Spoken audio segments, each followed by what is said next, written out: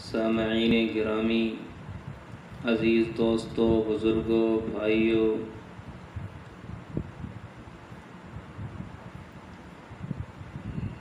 جناب رسول اللہ صلی اللہ علیہ وسلم نے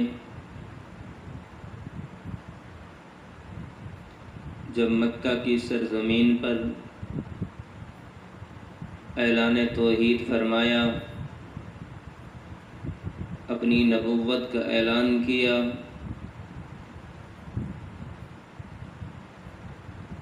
تو آپ علیہ السلام کو صادق الامین سمجھنے والے، آپ علیہ السلام کو امین سمجھنے والے، آپ علیہ السلام کے اخلاق، آپ علیہ السلام کی صداقت و دیانت و امانت کی گواہیاں دینے والے آپ کے مخالف ہو گئے، اور صرف مخالفت تک بات کو محدود نہیں رکھا، بلکہ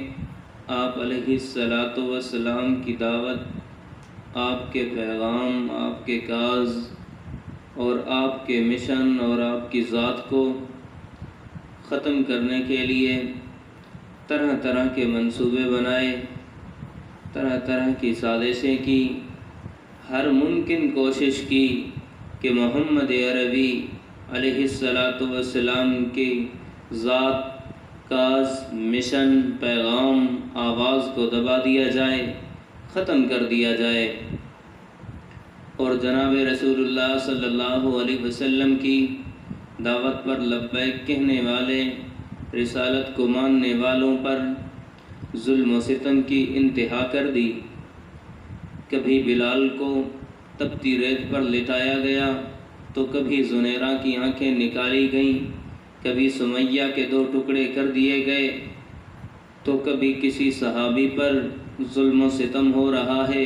کبھی کسی صحابی پر جبر ہو رہا ہے، طرح طرح کے طریقے اپنا کر ظلم کیا جا رہا ہے۔ ہر طرح سے ممکن کوشش یہ کی جا رہی ہے کہ کسی بھی طریقے سے محمد عربی کی ذات، محمد عربی کی جماعت کو مٹا دیا جائے، نیست و نابود کر دیا جائے، ختم کر دیا جائے، اور محمد عربی کا نام لینے والا کوئی بھی نہ ہو، محمد عربی کے دین کی بات کرنے والا کوئی نہ بچے۔ اور صحابہ کرام جب ظلم و ستم سے تنگ آ گئے، جب ہر طرح کی تکلیفیں برداشت کیں، تو ایک دن ایک صحابی نے آ کے عرض کیا، یا رسول اللہ، کیا اللہ تبارک و تعالی ہمیں جہاد کا حکم نہیں دیتے کہ جتنی ہمارے پاس طاقت ہے، چند افراد ہیں، مل کر ان کا مقابلہ کریں، ان سے لڑیں اور ان کے ظلم و ستم سے اپنے آپ کو نجات دیں، یا مکہ کو چھوڑ کر ہم کسی ایسے شہر کے اندر چلے جائیں جہاں پر آزادی کے ساتھ، آسانی کے ساتھ ہم دین اسلام پر عمل کر سکیں، آپ کی سنت کو اپنا سکیں، آپ کے طریقے کو اپنا سکیں، آپ کے طریقے پر چل سکیں۔ تو رسول اللہ صلی اللہ علیہ وسلم نے ان صحابہ کو فرمایا، کبھی وہ وقت نہیں آیا، ابھی صبر کرو، ان مصائب کو برداشت کرو، ابھی تم ان مصائب پر ڈٹے رہو، استقامت کے پہاڑ بنے رہو۔ تو وہ صحابی خاموش ہو کے چلے گئے۔ تو عزیزان من، اگر اللہ تبارک و تعالی چاہتے تو اپنے نبی کو پہلے دن، جس دن اللہ کے نبی نے دعوت کا، پیغام کا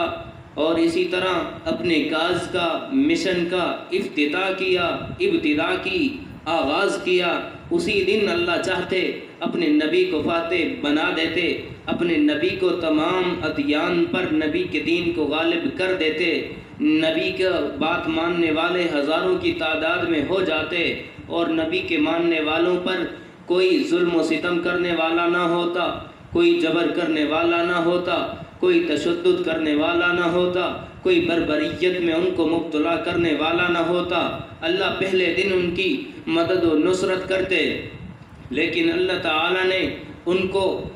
تیار کیا، اللہ تعالی نے ان کو ان مصائب کی بٹھی کے اندر جلا کے تیار کیا، جس طرح سونے کو جلا کے سونے سے کھوٹ کو علیحدہ کیا جاتا ہے، تو صحابہ کرام پر بھی آزمائشیں اور اسی طرح مصائب لا کر اللہ تعالیٰ نے ان کو ایسا تیار کیا تاکہ یہ کل ایسے تیار ہو جائیں کہ یہ بدر میں ڈٹ کر مقابلہ کر سکیں، بدر میں جا سکیں، کل یہ احد کے اندر لڑ سکیں، کل یہ خندق کے اندر وہ خندق کھودنے کے اندر نبی کے معاون و مددگار ثابت ہوں، کل یرموک کے اندر تبوک کے اندر لڑ سکیں، جنگ یمامہ کا میدان سجا سکیں، جس طرف جائیں فتح ان کے قدم چومے، جس کافر کی طرف دیکھیں تا کافر تھر تھر کانپے، کیسر و کسریٰ کی طاقتیں ان کا نام سن کر ڈر جائیں، ان کا نام سن کر وہ کانپ اٹھیں، کافر ان کی نام کی ہیبت سے اتنا تھر تھر کانپ جائے کہ اپنی اس کباہٹ کے اندر ہی مر جائے۔ اللہ تعالیٰ نے ان کو ایسا تیار کیا، تیار کرنے کی وجہ سے رب تعالیٰ نے 13 سال مکی زندگی کے اندر صحابہ کرام اور رسول اللہ صلی اللہ علیہ وسلم کو مصائب کے برداشت کرنے کا حکم دیا کہ آپ مصائب کو برداشت کریں، ان پر استقامت اختیار کریں۔ رسول اللہ کو اور صحابہ کو ان مصائب پر ڈٹے رہنے کا حکم ملا۔ جب یہ 13 سال کی زندگی گزر گئی، یعنی جب رب تعالیٰ نے ان کے دلوں کا امتحان لے لیا، اولئک الذین امتحن اللہ قلوبہم للتقوی، جب اللہ نے جان لیا کہ اب یہ تیار ہو چکے ہیں، اب یہ بدر میں لڑ سکتے ہیں، اب یہ احد کے میدان میں ڈٹ سکتے ہیں، اب خندق یہ کھود سکتے ہیں، اب احزاب میں یہ فاتح بن سکتے ہیں، اب خیبر کا دروازہ یہ اکھیڑ سکتے ہیں، اب یہ ہر جگہ پہ فاتح بن سکتے ہیں، ہر ایک طاقت کا مقابلہ کر سکتے ہیں، تو اللہ تعالیٰ نے فرمایا اب تم اس راہ کو چھوڑ کر، اس مکے کو چھوڑ کر مدینے کی طرف ہجرت کرو، اس دور ظلم و ستم والے کو چھوڑ کر تم سلطنت و حکومت والے دور کی طرف چلے جاؤ۔ تو 13 سال کے بعد اللہ تعالیٰ نے ہجرت کا حکم دیا۔ ہجرت سے پہلے والی زندگی اور ہجرت سے بعد والی زندگی کے اندر اللہ تعالیٰ نے نمایاں فرق رکھا ہے۔ ہجرت سے پہلے والی زندگی ظلم و ستم سہنے کی زندگی ہے،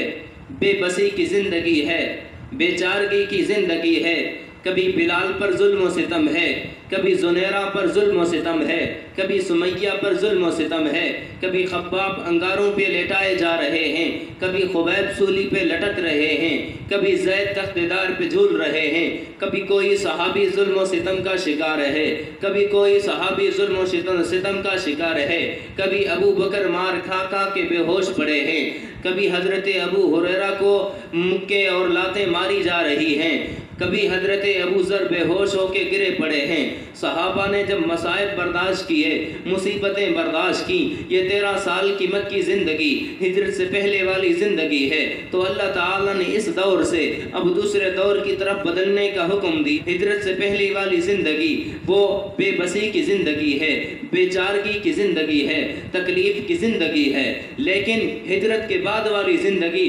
سلطنت و حکومت کی زندگی ہے، طاقت کی زندگی ہے، قوت کی زندگی ہے، لڑنے کی زندگی ہے، جہاد کرنے کی زندگی ہے۔ ادھر پتھر برسائے جاتے تھے، ادھر لوگ استقبال کر رہے ہیں، ادھر نانے دیے جاتے تھے، ادھر لوگ ان کا استقبال کر رہے ہیں، پھول برسا رہے ہیں، ادھر لوگ ان کو اپنے بھائی بھی اپنی جائیداد سے علیحدہ کر دیا کرتے تھے، سامان ساز سب کچھ چھین لیا کرتے تھے، ادھر ساز و سامان دیا جا رہا ہے، ادھر اپنے بھائی ہیں کہ وہ دینے کے لیے تیار نہیں، ادھر غیر ہیں لیکن دین کے لیے اپنے بھائی بن چکے ہیں اور اپنا سب کچھ دینے کو تیار ہیں، کہتے ہیں کل تک یہ باغ صرف میرا تھا لیکن آج یہ صرف میرا نہیں بلکہ آپ کا بھی ہے، اور میرے پاس 2 بیویاں ہیں، ایک بیوی کو طلاق دیتا ہوں، عدت کے بعد تو اس سے نکاح کر لے۔ عدت ہجرت کے بعد جانثاری کی زندگی ہے، ایثار و ہمدردی کی زندگی ہے، یہ ہجرت وہ موڑ ہے، ہجرت وہ راہ ہے،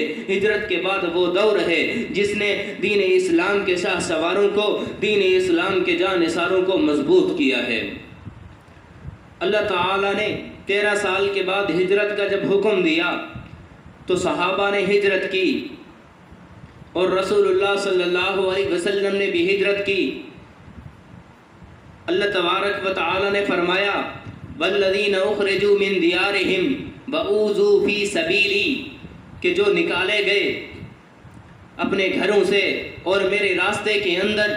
میری راہ کے اندر تکلیفیں دیے گئے، مصائب دیے گئے اور ان پر ظلم و ستم کیا گیا۔ توجہ کریں، اللہ تعالیٰ نے فرمایا وَأُوذُوا فِي سَبِيلِي، کہ میری راستے کے اندر میرے دین کے بارے میں، میرے دین کی سربلندی کے لیے، میرے دین کی شان و شوکت کے لیے، میرے دین کی چاہت کے لیے وہ تکلیفیں دیے گئے۔ اللہ تعالیٰ نے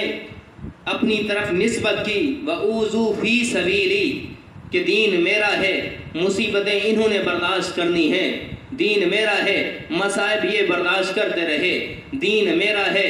راستہ میرا ہے، گھر بار انہوں نے چھوڑا ہے، دین میرا ہے، اولاد انہوں نے چھوڑی ہے، دین میرا ہے، اس دین کے لیے اپنا سب کچھ قربان انہوں نے کیا ہے، خاندان کو میرے دین کے لیے انہوں نے چھوڑا، دین میرا ہے، قبیلہ میرے دین کے لیے انہوں نے چھوڑا، دین میرا ہے، لیکن میرے دین کے لیے جائیداد انہوں نے چھوڑی ہے۔ اللہ تعالیٰ نے فرمایا اعوذو فی سبیلی، میری وجہ سے، یعنی کوئی ذاتی مفاد نہیں تھا، کوئی ذاتی غرض نہیں تھی، کوئی ذاتی مفاد مطلوب نہیں تھا، بلکہ فقط اللہ تعالیٰ کی دین کی سربلندی کے لیے، اللہ تعالیٰ کے دین کی فخر کے لیے، اللہ تعالیٰ کے دین کو بلند کرنے کے لیے انہوں نے یہ تکلیفیں برداشت کی، یہ مصائب برداشت کیے، یہ مصیبتیں برداشت کی۔ جب یہ مصائب برداشت کیے، مصیبتیں برداشت کی، ہجرت کی ہے، ہجرت کے بعد اللہ تعالیٰ نے ایسی قوت عطا فرمائی کہ کل جو مار